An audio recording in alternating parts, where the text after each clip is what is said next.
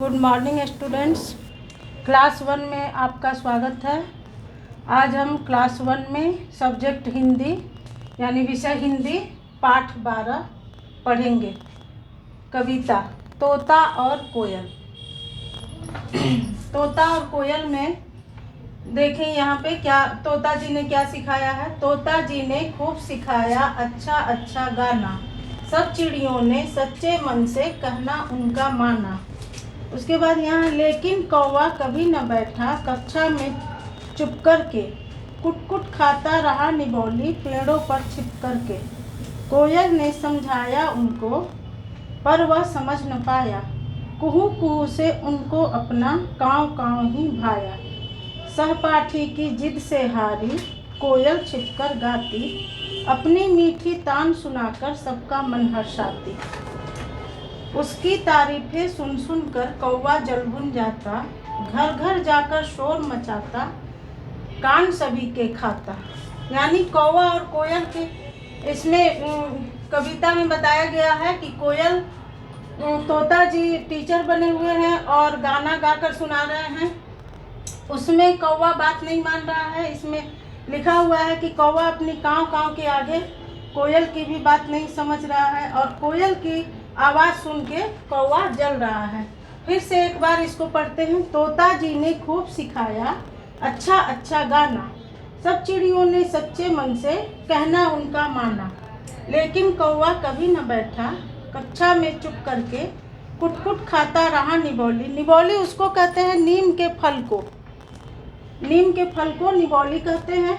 कोयल ने समझाया उसको पर वह समझ न पाया, कुहू कुहू से उसको अपना काँव काँव ही भाया। कुहू कुहू उसको नहीं भा रहा था कौवा को, वह काँव काँव के आगे कोयल की बात नहीं सुन रहा था। सहपाठी यानी साथ में पढ़ने वाले, सहपाठी की जिद से हारी कोयल छिपकर गाती, वह हार गई कोयल कौवा से, अपनी मीठी तान सुनाकर सबका मन हर्षाती। कोयल की आवाज़ मीठी होती है। उसकी तारीफें सुन सुन कर कौवा जल भुन जाता, घर घर जाकर शोर मचाता, कान सभी के खाता। इस कविता के लेखक हैं डॉक्टर रामजी मिश्र। शिक्षण संकेत में बता रहा है हमें सदैव यानी हमेशा मीठी वाणी बोलनी चाहिए। हमें सदैव मीठी वाणी बोलनी चाहिए, अच्छी बातें करनी चाहिए, मीठे बात बोलने चाहिए और कड़ा होकर कभी भी नहीं बोलना चाहिए। हमें नम्र होकर बोलना चाहिए। अब यहाँ पे लिखा हुआ है निम्नलिखित प्रश्नों के उत्तर दीजिए। तोते जी ने क्या सिखाया? तोते जी ने अच्छा अच्छा गाना सिखाया। कौवा छिपकर क्या करता था? कौवा छिपकर निबोली खाया करता था। इस कविता के कवि कौन हैं? इस कविता के कवि रामजी मिश्र हैं, डॉक्टर रामजी मिश्र हैं। कोयल ने किसको समझाया? कोयल ने कौवा को समझाया। कौवा क्यों जल भुन जाता था? कोयल की तारीफें सुनकर कौवा जल भुन जाता था, क्योंकि कौवे का कोई तारीफ नहीं करता था। कोयल की आवाज़ मीठी है इसलिए सब लोग कोयल की तारीफ कर रहे थे। कौवा की आवाज़ नहीं भा रहा था सबको, इसलिए कौवा जल भुन जाता था। कविता की पंक्तियाँ आप पूरा करेंगे। डैश जी ने खूब सिखाया तो यहाँ तोता भरेंगे। अच्छा अच्छा गाना, ख में कुट कुट खाता रहा तो यहाँ निबोली। डैश पर छिपके पेड़ों, डैश की जिद से हारी सहपाठी, कोयल छिपकर डैश गाती, अपनी मीठी डैश सुनाकर तान, सबका मन डैश हर्षाती। इस प्रकार आप इसको कंप्लीट करेंगे, सही और गलत विकल्प पूरा करेंगे और यहाँ मिलान करने वाले समान अर्थ वाले को मिलान करें। इसको आप होमवर्क में पूरा करेंगे। तब तक के लिए थैंक यू। नेक्स्ट क्लास में गुड मॉर्निंग स्टूडेंट्स। क्लास 1 में आपका फिर से एक बार स्वागत है। सब्जेक्ट मैथ में आज हम पेज नंबर 170 पढ़ेंगे। 170 में दिया है बैकवर्ड स्टेप वाइज, यानी 25 में -3 करेंगे तो यहाँ 2 बचेगा और यहाँ 2 है तो 2 नीचे लिख देंगे। इस प्रकार यहाँ पे 22 हुआ, यानी 25 में 3 माइनस करेंगे तो 22 आएगा। अब यहाँ पे दिया हुआ है 20, 21, 22, 23, 24, 25, 26, 27, 28, 29, 30। कितने स्टेप में हम 25 से कितने स्टेप पे आएंगे कि 22 होगा। इसको बैक पीछे से लाएंगे, यहाँ से 1 स्टेप, 2 स्टेप, 3 स्टेप, यानी 1 2 3 4 हुआ। 4 नंबर पीछे आएंगे तो हमारा 22 होगा। यहाँ पे 1 2 3 4 हुआ, 3 हुआ और 3 ही रखो। 1 2 3 ऐसे पॉइंट जो हम काउंट कर रहे हैं तो यहाँ 4 आ जा रहा है, 1 2 3 4, लेकिन 3 स्टेप ही जाएगा। तो यहाँ पे 25 में 3 माइनस करेंगे तो 2 बचेगा। इस तरह हम बनाएंगे, यहाँ नंबर 22 बचेगा। आंसर हमारे पास 22 आएगा। अब यहाँ बी में देख रहे हैं 49 माइनस 7 इक्वल टू क्या बचेगा। 49 में हम माइनस किए हैं 7, तो हमारे पास 9 में 7 गया 2 और 4 का 4 यहाँ पे लिख दिए नीचे। 49 में 7 जाएगा तो 42 बचेगा। तो यहाँ से हम फिर बैक करेंगे 49, 48, 47, 46, 45, 44, 43, 42, 49, 48, 47, 46, 45, 44, 43 तब 42।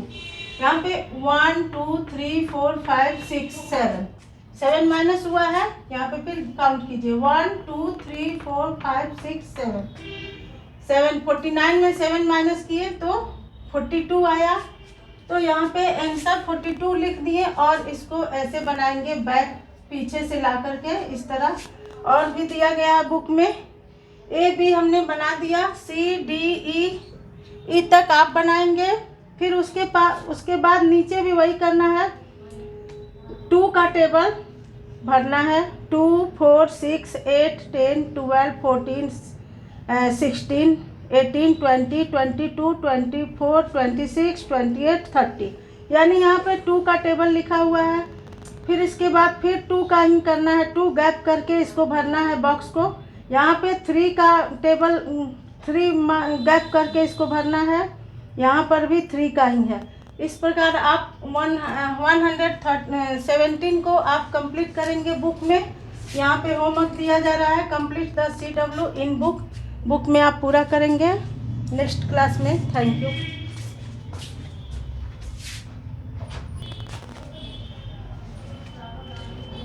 Good morning students, class 1 subject English.